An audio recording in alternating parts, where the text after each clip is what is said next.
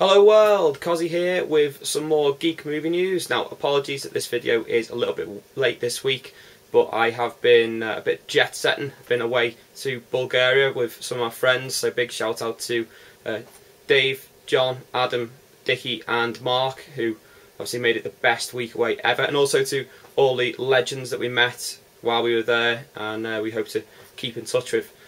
So back to the usual Geek movie news, and starting off this week with Doctor Strange. Now, about a year ago, Marvel hired two writers to start adapting Doctor Strange into a movie franchise. They hired Thomas Donnelly and Joshua Oppenheimer, and there hasn't really been much heard of this franchise since that point.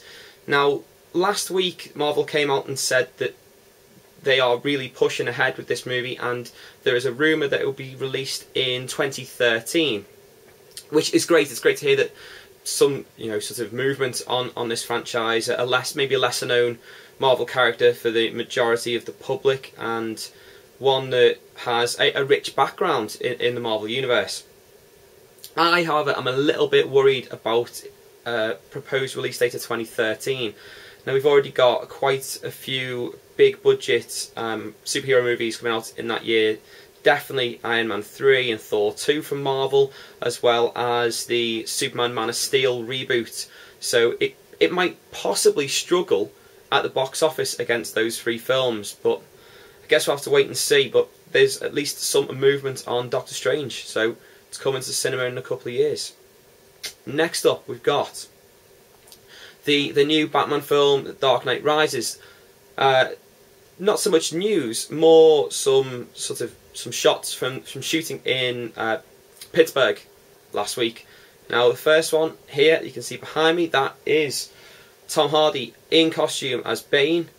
A little bit of a different look for Bane, more realistic than the look obviously in the last film that he appeared in, and which is a terrible movie, and also in a comic book, but looks good to me. And secondly, we've got this picture, which is Bane and Batman fighting out.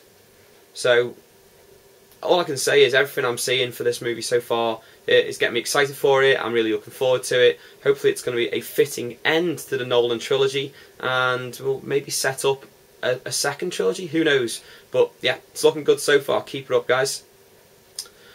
Next up, we've got some news about Ghost Rider 2. Now, some pictures of this movie have appeared online also. First up, we've got this picture, which is Nicolas Cage as Ghost Rider. For those of you who haven't seen the first film, Nicolas Cage played Ghost Rider in the first movie. He's continued into this sequel, which is kind of, from what I've heard, going to be a sequel slash reboot to the franchise. But that looks good to me. He's sort of suits the character. I know he's a massive fan. I know he's got a Ghost Rider tattoo on his chest.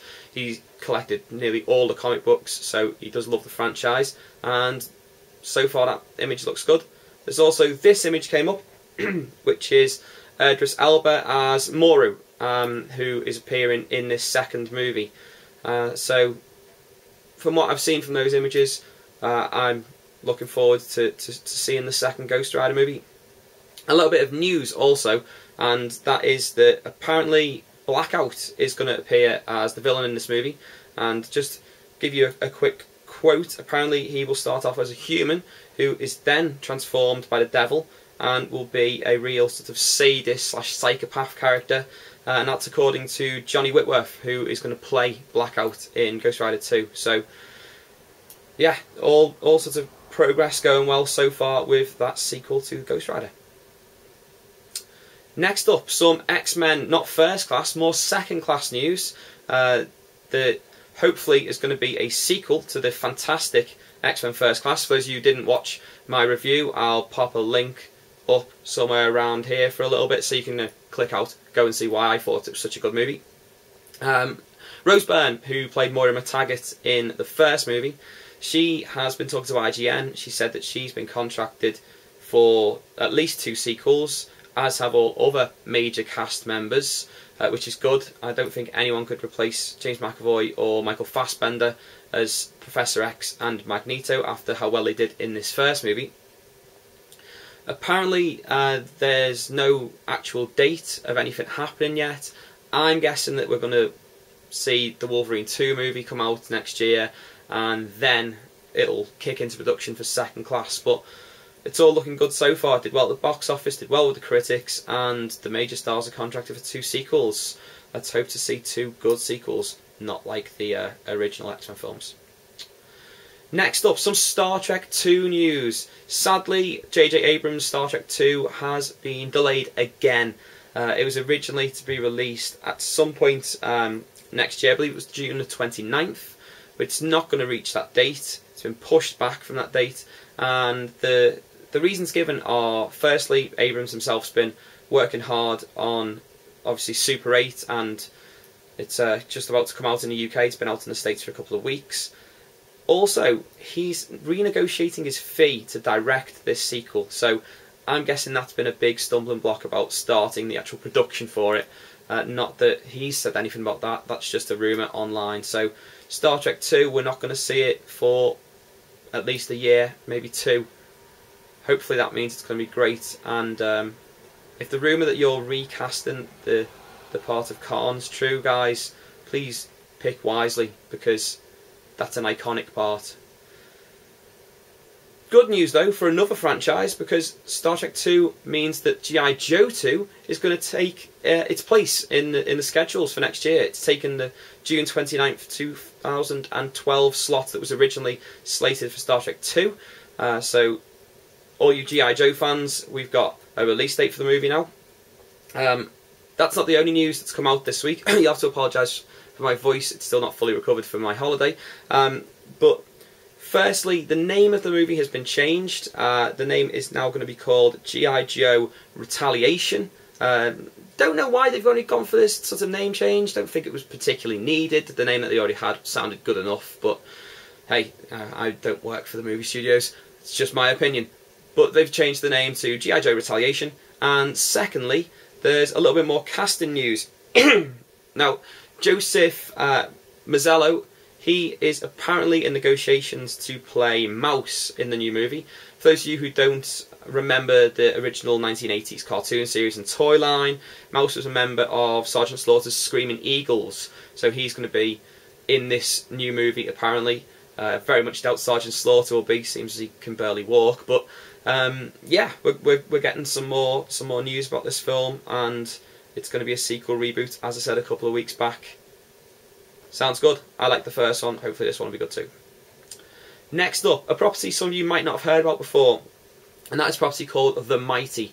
Now, it is a comic book franchise. It's written by Peter J. Tomasi, who a lot of you who might read the Batman comic books will know that name. He's been involved with them on and off for the past couple of years. He wrote that fantastic Blackest Night 3-issue miniseries with Batman in, and this is one of his original properties, The Mighty. Now, Drew Pearce is in talks to adapt this into a film, and the premise of the movie is, and the premise of the comic book, is that a Superman-type character, an alien from another planet who has superpowers on Earth, he's the Earth's biggest and greatest hero.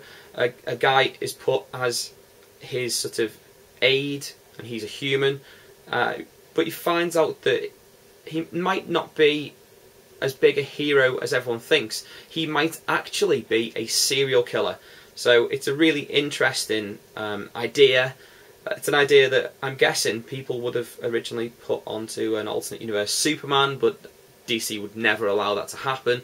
But yeah, The Mighty sounds good. Hopefully it can be adapted into a fantastic movie. While you wait for that, go and read the actual comics, buy the collected editions and the graphic novels. Next, we've got Umbrella Academy. Now, Umbrella Academy apparently is going to be directed by the director of Dodgeball, Rawson Thurber. I hope I got his name correct, because it was a bit of a strange one. He's also rewriting the script for the movie, and it's going to be released by Universal Pictures. Now, for anyone who doesn't know about the actual comic series, it's written by My Chemical Romance frontman Gerard Way. Those of you who know me know that I despise MCR, but from what I've seen in this comic book, it's actually fantastic, which is a shame. It means the man's actually got some talent. That's just my opinion again. It follows the story of a group of superheroes who are adopted at birth by a guy called Sir Reginald Hargreaves. Now Hargreaves turns out to be an alien who is collecting these superheroes and training them up because there's going to be an imminent threat, and he gets murdered, and they band together to stop whatever this imminent threat is. I'm not going to go into any more detail than that, but it's a really interesting concept. Hopefully it can be a good movie and continue the sort of fantastic comic book adaptations that we've seen in the last couple of years, and not end up being a terrible Green Lantern-esque fail. But hey, who knows.